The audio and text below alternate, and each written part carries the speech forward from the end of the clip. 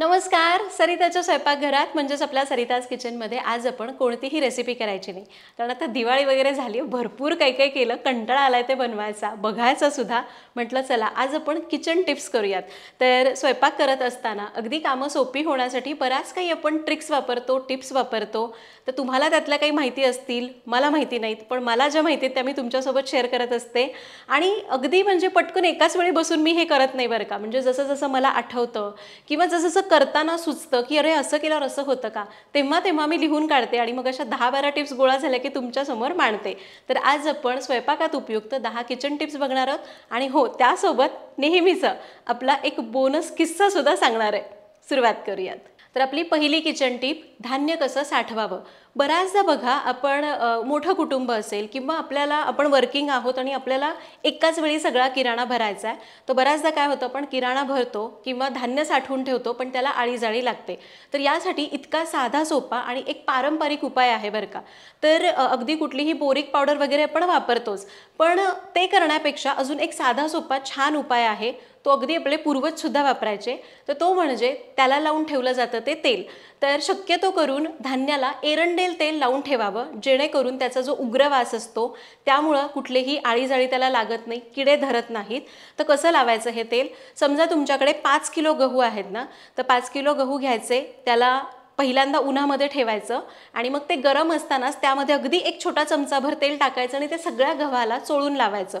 अशा प्रकारे जर तुम्ही गहू साठवून ठेवले आणि मग ते असे थोडेसे नॉर्मल टेम्परेचरला आले की डब्यामध्ये भरायचे, मग ते वर्षभर खराब होत नाहीत. अगदी 100-100 किलो गहूसुद्धा बरेच जण अशा पद्धतीने साठवतात. किंवा तुम्ही डाळी असतील किंवा तांदूळ असतील तर त्यालासुद्धा असं थोडंसं एरंडेलचं तेल लावून ठेवू शकता. फक्त लक्षात घ्या, हे जे तेल तुम्ही वापरणार आहात ते खाण्यायोग्य असलं पाहिजे. काही तेलं केमिकल वापरून केसांसाठी वगैरे तशी तयार केली जातात, फक्त त्याच्यावर वाचून घ्या किंवा तुम्ही सरिताज किचनमधून ऑर्डर करू शकता. तर लिंक मी डिस्क्रिप्शन बॉक्समध्ये देते, तुम्ही एकदा चेक करून बघा. तर अशा प्रकारे आपण धान्य साठवून ठेवू शकतो. फक्त लक्षात घ्या, तांदळाला जर तुम्ही तेल लावलं तर त्याला ऊन लावायचं नाही, तांदूळ कधीच उन्हात सुकवायचे नाहीत. ते तेल लावून फॅन खाली ठेवा आणि मग हवाबंद डब्यात भरून ठेवा. तांदूळ जर उन्हामध्ये सुकले तर त्याचे तुकडे होतात आणि भात अजिबात चांगला होणार नाही. आता दुसरी टीप, मोड आलेली मटकी असेल, मूग असेल किंवा कोणतंही कडधान्य असेल, जर आपल्याकडून ते जास्त भिजवलं गेलं आणि आपण जर ते फ्रीजमध्ये ठेवलं तर त्याला बघा असा चिकटपणा येतो, गिळगिळीत होतं किंवा त्याला असा वास यायला लागतो. तर तो वास घालवण्यासाठी काय करू शकतो, खरं तर हे मी नुकतंच एक मागच्या महिन्यामध्ये थोडीशी दमट हवा होती ना पावसाळ्यामुळं, तर त्यावेळी मी हे ट्राय केलं. तर मी काय केलं, लिंबाच्या पाण्यामध्ये म्हणजे पाण्यामध्ये ते कडधान्य टाकलं, त्याच्यामध्ये लिंबू पिळलं, मीठ घातलं आणि एक अर्धा तास तसंच ठेवून दिलं. हलक्या हाताने चोळलं आणि त्याला गाळणीतनं गाळून घेतलं. पुन्हा एकदा स्वच्छ पाण्याने धुतलं. तर खरं सांगते, त्याचा चिकटपणा, गिळगिळीतपणा तर निघून गेलाच, शिवाय त्याचा वाससुद्धा निघून गेला. तर कडधान्य जर अगदी 2 दिवस फ्रीजमध्ये राहून वास येत असेल तर तुम्ही हे करू शकता. आता तिसरी टीप, बाजारामधून गूळ आणला ना, मी काय करते, तो एकतर सुरीने बारीक चिरून डब्यामध्ये भरून ठेवते किंवा त्याला सरळ किसणीने किसून भरून ठेवते, म्हणजे आयत्या वेळी पटकन वापरता येतो. चिरल्यानंतर ती सुरी आपण पटकन धुवून टाकू शकतो, पण बऱ्याच जणांना गूळ किसून हवा असतो, पण किसत असताना तो किसणीला इतका चिकटून बसतो ना की दुसरा गूळ किसला जात नाही. तर अशा वेळी आपल्याला काय करायचं, किसणीला थोडंसं तेल लावायचं, खाण्याचं कुठलंही तेल लावा, दोन्ही बाजूने तेल लावा आणि मग गूळ किसायला घ्या. म्हणजे मग गूळ किसताना किसणीला चिकटून बसणार नाही आणि व्यवस्थित अगदी सुटसुटीतपणे किसला जाईल. आता चौथी टीप भज्यांच्या संदर्भात आहे. आपण बऱ्याचदा वेगवेगळ्या प्रकारचे भजी करतो, पण खास करून जेव्हा कांदा भजी करतो ना, जे गोल भजी आपण नेहमी नैवेद्याला वगैरे करतो किंवा काही खास असा पुरणपोळीचा स्वयंपाक असल्यावर जे भजी करतो ना, तर जेव्हा जेव्हा आपण भज्याच्या पिठामध्ये सोड्याचा वापर करतो, खरं तर मी कधीच सोडा वापरत नाही, मी तेलाचं मोहनच घालते. पण जेव्हा तुम्हाला सोड्याचा वापर करायचा असतो तेव्हा त्या पिठामध्ये जराही हळद घालू नका. जर तुम्ही भज्याच्या पिठामध्ये सोडा आणि हळद एकत्र केलं तर भज्याचा रंग काळपट येऊ शकतो. त्यामुळे हे जरूर फॉलो करा. आता 5वी टीप आलं लसणाच्या संदर्भात आहे. खरं तर मी यावर एक व्हिडिओ पण केलेला आहे की भरपूर प्रमाणात आलं लसूण पेस्ट करायची, खूप दिवस टिकवायची, तर काय करायचं. पण बऱ्याच जणांनी तो बघितला नसेल, तर आता फक्त टिप सांगते की आलं लसूण पेस्ट कशी तयार करावी जेणेकरून तिचा वास येणार नाही किंवा ती काळी पडणार नाही. तर काय करायचं, आलं लसूण आपण कसं घेतो, तर एकतर 60% लसूण असेल तर 40% आलं घेतलं जातं. हे दोन्हीही वाटत असताना पहिल्यांदा पाहिजे तर बारीक वाटता यावं म्हणून खलबत्त्यात थोडंसं ठेचून घ्या आणि मग मिक्सरला लावा, म्हणजे ते बारीक वाटलं जाईल, त्याचे तुकडे राहणार जाणार नाहीत. दुसरं म्हणजे आलं लसूण पेस्ट करत असताना कधीही पाण्याचा वापर करायचा नाही, तर त्याऐवजी थोडंसं मीठ घालायचं, अगदी थोडंसं मीठ घाला, खूप नको, आणि तेलाचा वापर करायचा. साधारण असं एवढं आलं लसूण पेस्ट करताय तर 3 ते 4 टेबलस्पून तेल वापरायचं. म्हणजे काय, आलं लसूण पेस्ट त्या तेलामुळे नीट वाटलं सुद्धा जातं, त्याचा रंग सुद्धा काळवंडत नाही आणि पाण्याचा वापर केला नाही त्यामुळे त्याला वास धरत नाही. तर अशा प्रकारे आपण आलं लसूण पेस्ट करू शकतो. फक्त ज्यावेळी आपल्याला ती वापरायची असते त्याच्यात आपण ऑलरेडी तेल आणि मीठ घातलंय, त्या हिशोबाने भाजी करत असताना तेलाचं आणि मिठाचं प्रमाण थोडंसं कमी ठेवा. आता 6वी टीप ही लोखंडी तवा किंवा भिडाचा तवा वापरण्याच्या संदर्भात आहे. खरं तर मी माझ्या 1-2 व्हिडिओजमध्ये किंवा जेव्हा जेव्हा मी डोसा करते, कुठला डोशाचा व्हिडिओ करते, तर त्यामध्ये ही टीप सांगितलेली आहे, पण पुन्हा एकदा सांगतेय. बऱ्याचदा बघा काही जण लोखंडाचे तवे वापरतात पण म्हणतात की आमचा पहिली चपाती त्याला चिकटून बसते, किंवा ॲल्युमिनियमचे जे तवे असतात की नाही, हँडेलियमचे म्हणतात, त्याला सुद्धा चपाती चिकटून बसते. तर आपण अशा वेळी काय करू शकतो, तर लोखंडाचा तवा त्याला काही नॉनस्टिक वगैरे असं लेअर वगैरे नसतो, त्यामुळं हे होतं. तर काय करायचं, लोखंडाचा तवा, भिडाचा तवा ज्याच्यावर आपण कुठलाही पदार्थ करतो, तर त्याला आधी तेल लावायचं, ते तेल व्यवस्थित पुसून घ्यायचं आणि मग त्याला गॅसवर चढवायचं. म्हणजे काय होतं, त्या तेलामुळे त्याला हळूहळू नॉनस्टिकचा इफेक्ट येतो आणि पहिली चपाती असे किंवा पहिला डोसा असू देत, तो तव्याला चिकटून बसणार नाही. अगदी तुम्ही अप्पे पात्रामध्ये अप्पे जरी करत असाल ना, भिडाच्या अप्पे पात्रात, तरी सुद्धा हे करून बघा तुम्हाला फरक जाणवेल. आता 7वी टीप, मसाला करायचा आहे किंवा मिरची पावडर करायची, तर त्याच्या संदर्भात आहे. आता बघा थंडी संपत आली की हळूहळू उन्हाळा चालू होईल आणि आपण मिरची पावडर मसाले करायला सुरुवात करतो. तर बऱ्याचदा बघा काय होतं की आपल्याला मिरची थोडीशी ओली मिळते किंवा बाजारात सुद्धा विकताना त्याच्यावर पाणी मारून विकली जाते, कारण त्याचं वजन कमी भरावं, म्हणजे वजनामध्ये ती कमी बसावी म्हणून. अशी हातचलाखी खूप जण करतात. तर अशा वेळी आपल्याला ती सुकवायलाच लागते उन्हामध्ये, कंपल्सरी उन्हामध्ये वाळवायला लागते. पण काय होतं ना, जेव्हा आपण ती उन्हामध्ये वाळवायला जातो तिचा रंग थोडासा फिकट होतो. तर यावेळी आपण काय करू शकतो, तर जेव्हा जेव्हा तुम्ही मिरची बाजारामधून आणता, तिला देठं काढण्याच्या आधी तिला थोडंसं तेल चोळा.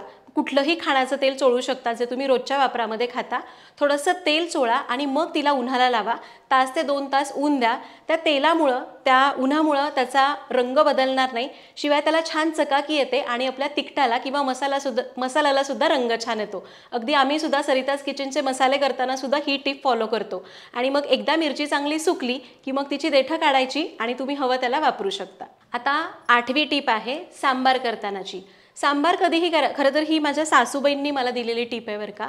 तर सांबार करताना आपण शक्यतो करून फक्त तुरीची डाळ वापरतो, पण तुरीची डाळ वापरण्याऐवजी आपण तुरीच्या डाळीमध्ये अगदी 2 चमचे, समजा अशी वाटी ते 1.5 वाटी तुरीची डाळ असेल ना, तर त्यामध्ये अगदी 2 चमचे मसुराची डाळ घालायची. त्याने चव तर चांगली येते, शिवाय सांबाराला इतका दाटसरपणा येतो की असं भरपूर सांबार तयार होतं. तुरीची डाळ फक्त असेल तर तितकी एकसंध होत नाही. मसुराच्या डाळी किंवा मुगाची डाळ असते ना पिवळी, त्याने सुद्धा छान एकसंधपणा येतो. त्यामुळे तुम्हाला जर सांबार करायचं असेल तर त्यामध्ये मसुराची किंवा मुगाची डाळ अगदी वापरा. आता 9वी टीप मसाल्यांच्या संदर्भात. मला बऱ्याच कमेंट्स येतात की ताई मसाल्यांवर एक व्हिडिओ करणार. तर मी ऑलरेडी मसाल्यावर व्हिडिओ केलेला आहे, तरीसुद्धा बऱ्याच कमेंट्स येतात. म्हटलं या किचन टिप्समध्ये एकदा हे ॲड करूयात की घरामध्ये कोणकोणते मसाले असावेत. बऱ्याचदा काय होतं, आता आपण मॉलमध्ये वगैरे गेलो किराणा वगैरे भरायला, तर अगदी असे ऑफर्स असतात की हा मसाला घेतला की हा फ्री, हे केलं की हे फ्री. पण त्याच्यात खरं तर आपण सुद्धा फसतो, आपला लॉस होतो, बरेच पैसे सुद्धा जातात आणि कधी कधी आपण उगाचच जे मसाले वापरत नाहीत ते घरी घेऊन येतो. त्यामुळे हे जरूर फॉलो करा. ऑफर असली तरी त्याला भूलू नका. तुम्हाला खरंच गरज आहे तर ते घ्या. आणि बरेच जण विचारतात की घरात कोणकोणते मसाले आम्ही ठेवावेत जेणेकरून आम्हाला ऐनवेळी धावपळ करावी लागणार नाही आणि आणायला जावं लागणार नाही. तर एकतर बेसिक मसाले, हळद, मिरची पावडर, तुमचा जो कोणता घरगुती मसाला आहे तो मसाला, त्यासोबतच धनेपूड आणि जिरेपूड जरूर ठेवावी. धनेपूड भाजीला चव द्यायला खूप मदत करते, शिवाय दाटसरपणासाठी सुद्धा मदत करते. जिरेपूड सुद्धा थोडंसं चव बॅलन्स करायला मदत करते. अगदी नसली तरीही चालेल, पण असेल तर किंवा तुम्हाला पाहिजे असेल तर ठेवू शकता. हे झाले 5 मसाले. त्यानंतर जे अगदी कधीतरी लागणारे मसाले म्हणजे गरम मसाला, किंवा तुम्ही जर सारखं सारखं सांबार होतं आहे तुमच्याकडे तर सांबार मसाला, आणि दुसरं म्हणजे कुठलाही पनीरचा मसाला म्हणजे किचन किंग मसाला तुम्ही बाजारामधनं आणून ठेवू शकता.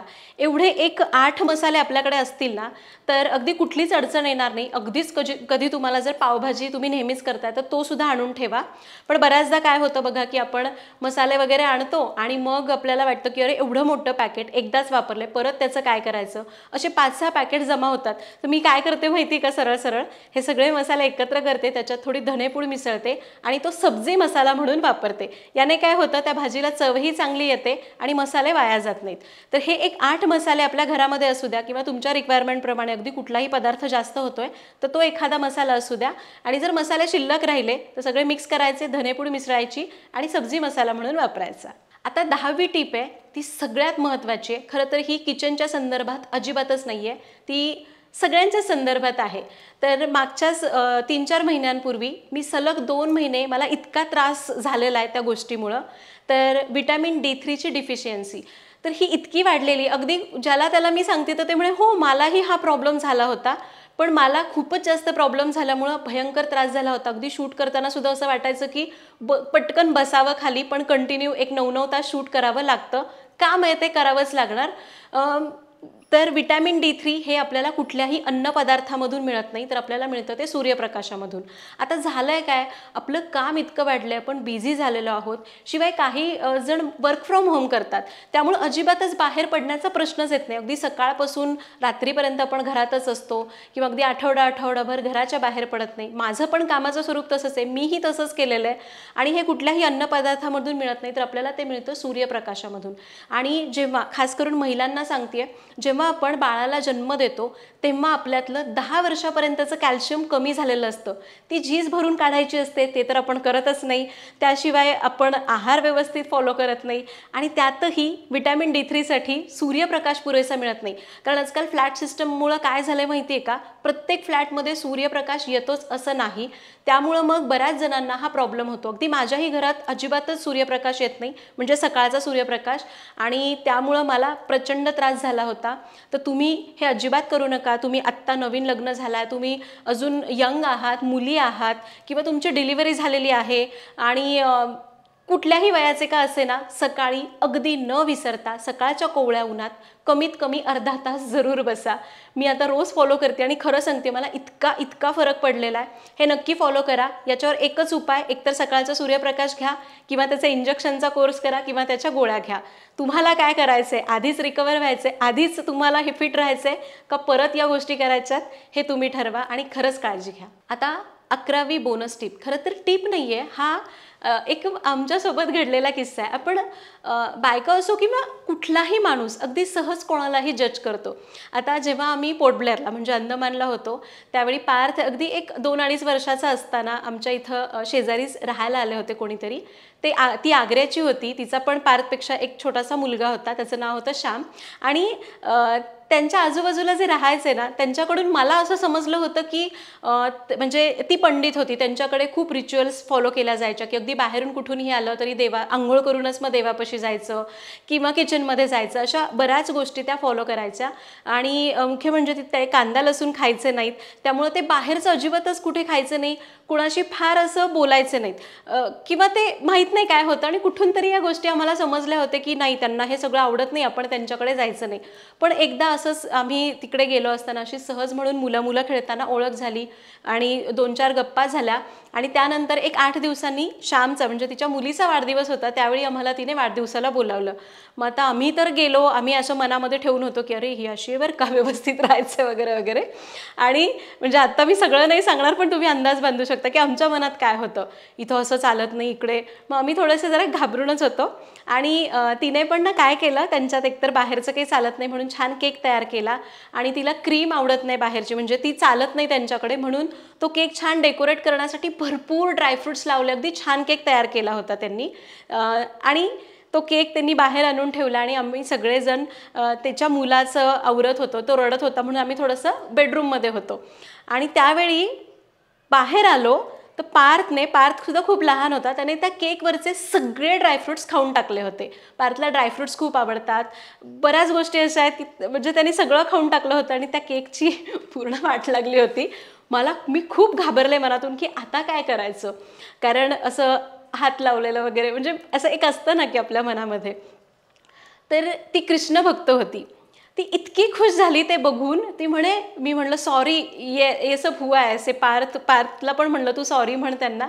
ते म्हणे नाही, मी कृष्णाची भक्त आहे आणि कृष्णच माझ्या घरी आला होता आणि तो केक चोरून खाऊन गेला. आम्हाला मला म्हणजे काही कळेना. मला इतका गिल्ट आला ना तेव्हा, की आम्ही त्या बाईला काय समजत होतो. त्यानंतर इतकी छान ओळख झाली. आम्हाला तिचा खरा स्वभाव कळला. फक्त उडत-उडत आलेल्या गोष्टींवर आपण लक्ष देतो आणि त्या माणसाला बघताना तसंच बघतो आणि जज करतो. तर मला वाटतंय तेव्हापासून मी ठरवलं, कुणी काहीही सांगे नका. त्या माणसाला तसं जज न करता तो माणूस ॲक्च्युअली कसा आहे हे बघा आणि मग ठरवा. तर आपण सगळेच जण ही चूक करतो. तुम्हीसुद्धा, तुम्हाला कधी असा अनुभव आला नसेल तर ही गोष्ट जरूर लक्षात ठेवा. तर अशा प्रकारे आज आपण इथं 10 टिप्स आणि एक छानसा किस्सा सांगितला. मी असेच किस्से मध्ये सांगत जाईल जे असे छान आहेत, आपल्याला पॉझिटिव्हिटी देणारे आहेत, काहीतरी चांगलं सांगणारे आहेत. तर नक्की शेअर करत राहीन. तुमच्याकडे सुद्धा असे काही किस्से असतील, अशा काही टिप्स असतील तर माझ्यासोबत नक्की शेअर करा. आणि हा किस्सा आवडला असेल तर व्हिडिओला लाईक नक्की करा. पुन्हा भेटूयात अशाच एका छानशा व्हिडिओमध्ये. तोपर्यंत धन्यवाद.